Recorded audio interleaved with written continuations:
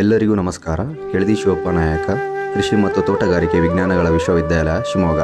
ನಾವು ಇಂದು ಹೊಸಜೋಗ ಊರಿನಲ್ಲಿರುವ ಗೊಬ್ಬರದ ಅಂಗಡಿಗೆ ಭೇಟಿ ನೀಡಿದ್ದು, ಅಂಗಡಿ ಮಾಲೀಕರಾದ ಸಂತೋಷರವರು ತಮ್ಮಲ್ಲಿ ಲಭ್ಯವಿರುವ ಗೊಬ್ಬರ ಮತ್ತು ಕೀಟನಾಶಕಗಳ ಬಗ್ಗೆ ಮಾಹಿತಿ ನೀಡಿದ್ದಾರೆ.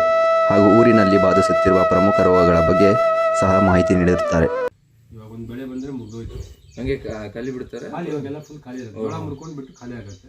ಏನೋ ಆವಾಗ ಸ್ವಲ್ಪ ಹಿಂಗಾರದ ಮಳೆ ಬಂತು, ಚೆನ್ನಾಗಿ ಬಂತು ಅಂದ್ರೆ ಆ ಟೈಮಲ್ಲಿ ಹಲಸಂದಿ ಹಾಕ್ತಾರೆ ಅಷ್ಟೇ. ಹಲಸಂದಿ ಒಂದು 2 ಸ್ಪ್ರೇ ಕೊಟ್ಟರೆ ಮುಗಿದೋಯ್ತು. ಆಮೇಲೆ ಮತ್ತೆ ಏನೂ ಮಾಡಲ್ಲ. ಬೋರ್ನವ್ರು ಇದ್ದವರು, ಕೆರೆನವ್ರು ಇದ್ದವರೇ ಮಾಡ್ತಾರೆ, ವಾಟರ್ ಮೆಲನ್ ಹಾಕ್ತಾರೆ. ಅದು ಬಿಟ್ಟರೆ ಬೇರೆ ಏನು ಮಾಡೋದು. ಹಂಗಾಗಿ ನಮ್ಮೂರು ಕಡೆ ರೈತರು ಜಾಸ್ತಿ ಮುಂದೆ ಬಂದಿಲ್ಲ. ರೀತಿ ಬೆಳೆ ಇಲ್ಲ, ನೀರಿಲ್ಲ ಸರ್, ನೀರು ಇಲ್ಲ. ಅಡಿಕೆ ತೋಟಕ್ಕೂ ನೀರು ಕಮ್ಮಿ ಆಗುತ್ತೆ. ಕಷ್ಟ ಪಾಪ ರೈತರ ಜೀವನ ಭಾಳ ಕಷ್ಟ ಇದೆ.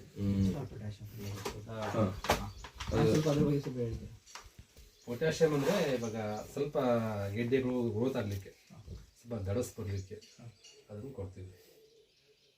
ಮತ್ತೆ ಈ ಭತ್ತದಲ್ಲಿ ಸ್ಪ್ರೇ ಮಾಡ್ತಾರೆ ಕಾಳು ಕಟ್ಟೆಗೆ, ಅದು ಕೊಡಲ್ವಾ? ಕೊಡ್ತೀವಿ. ಕಾಳು ಕಟ್ಟಕ್ಕೆ ಏನು ಕೊಡ್ತೀವಿ? ಕಾಳು ಕಟ್ಟೆ ಕೊಡ್ತೀವಿ, ಅವಾಗ ಆ ಟೈಮಲ್ಲಿ ಕೊಡ್ತೀವಿ. ಅದೇ ಇದೇನಾ ಬೇರೆ ಕೊಡ್ತೀವಿ? ಇದೆ. ಅದೇನು ಅದೊಂದ್ಸಲಿ ತೋರಿಸ್ತೀರಾ? ಜೀವರಸ್ ಅಂತ ಐತಲ್ಲ ಇದು ಬಯೋಸ್ಟಿಮ್ಯುಲೆಂಟ್.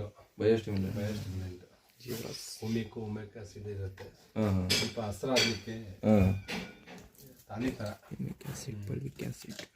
ಕಳೆನಾಶಕ ಯಾವುದೆಲ್ಲ ಜಾಸ್ತಿ ಹೋಗುತ್ತೆ? ಹರ್ಬಿಸೈಡ್ಸ್ ಹೋಗುತ್ತೆ, ಅಮೋನಿಯಂ ಸಲ್ಫೇಟು, ಗ್ಲೈಫೋಸೇಟ್ ಹೋಗುತ್ತೆ. ಅಮೋನಿಯಂ ಸಾಲ್ಟ್, ಗ್ಲೈಫೋಸೇಟು, ಗ್ರಾಮಕ್ಸ್ ಅಂತ ಹೋಗುತ್ತೆ. ಸಪ್ರೇಟ್ ಇದೆ. ಭತ್ತಕ್ಕೆ ಬೇರೆ ಸಪ್ರೇಟು, ಮೆಕ್ಕೆಜೋಳಕ್ಕೆ ಸಪ್ರೇಟ್, ಶುಂಠಿಗೆ ಸಪ್ರೇಟು. ಪೆಸ್ಟಿಸೈಡ್ ಜಾಸ್ತಿ ಹೋಗೋದು? ಪೆಸ್ಟಿಸೈಡ್ಸ್ ಹೋಗೋದು ಶುಂಠಿ ಜಾಸ್ತಿ. ಶುಂಠಿ ಯಾವ ಇದಕ್ಕೆ ಹೋಗೋದು? ಹುಳ ಅಂತಲ್ಲ, ಅದು ಸ್ಟೇಜ್ ಸ್ಟಾರ್ಟಿಂಗ್ ಬರ್ತಾ ಇರುತ್ತೆ. ಇವಾಗ ಮೇ ತಿಂಗಳಿಂದ ಹಾಕ್ತಾ ಶುಂಠಿ, ಅವಾಗಿಂದ ಹಂತ ಕೊಡ್ತಾ ಹೋಗ್ತೀವಿ. ಒಂದು 4 ಐಟಮ್ ಕೊಡ್ತೀವಿ. 1 ಟೈಮ್ ಕೊಟ್ಟಿದ್ದು ನೆಕ್ಸ್ಟ್ ಟೈಮ್ ಕೊಡೋಲ್ಲ. ಅವರು ಮೊದಲು ತಮ್ಮ ಹೊಲದಲ್ಲಿ ಗೊಬ್ಬರ ಹಾಗೂ ರಾಸಾಯನಿಕ ಸಿಂಪರಣೆ ನಡೆಸಿ ಅದರ ಫಲಿತಾಂಶದ ಆಧಾರದ ಮೇಲೆ ರೈತರಿಗೆ ಶಿಫಾರಸು ಮಾಡುತ್ತಾರೆ.